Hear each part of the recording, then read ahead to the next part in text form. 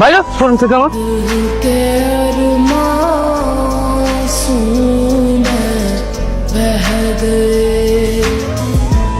ফকিন্নির বাচ্চা, তোরে যেন আজকের পর থেকে এই শোরুমের সামনে না দেখি।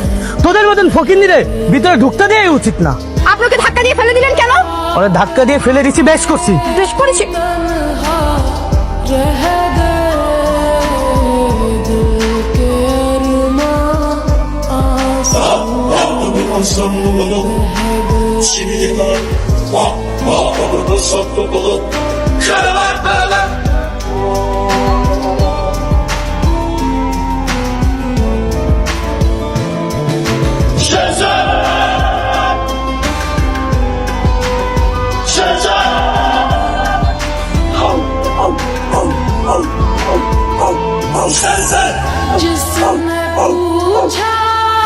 ও আমার স্ত্রী,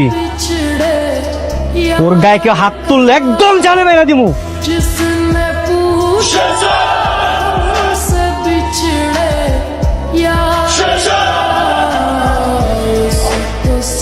চলো।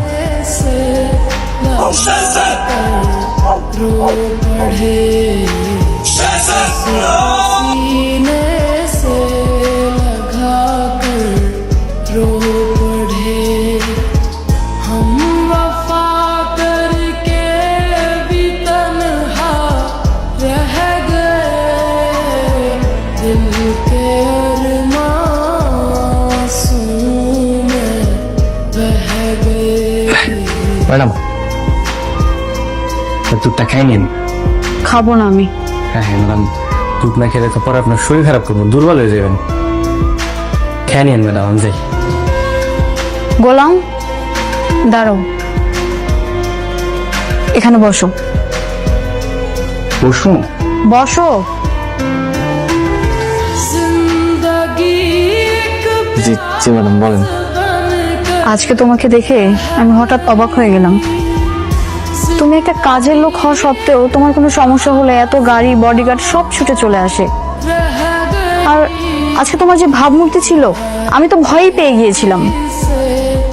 ওই যে সেই লোকটা, যে শেহাজাদ চৌধুরী নাকি, ওর যে লোকজন আছে ওরা ভাবছে যে আমি ওর মানে বস, আমি শেহাজাদ চৌধুরী।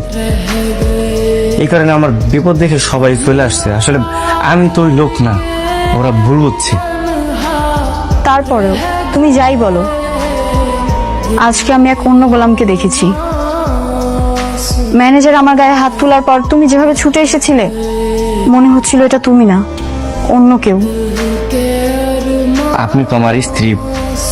না মানে ম্যাডাম, ম্যাডাম আসলে আপনি মানে আমি আর আপনি, আমরা তো স্বামী স্ত্রী, তাই না? আপনি যদি মানেন না মানেন এটা আপনার ব্যাপার, কিন্তু আপনি আমার স্ত্রী। এখন আপনার গায়ে যদি কেউ হাত তুলে আমি তো আসলে দাঁড়ায় থাকতে পারি না, তাই না?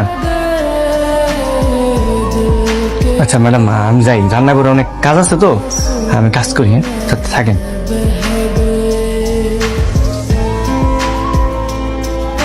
আপনি আমার স্ত্রী, এখন আপনার গায়ে যদি কেউ হাত তুলে আমি তো আসলে দাঁড়ায় থাকতে পারি না, তাই না?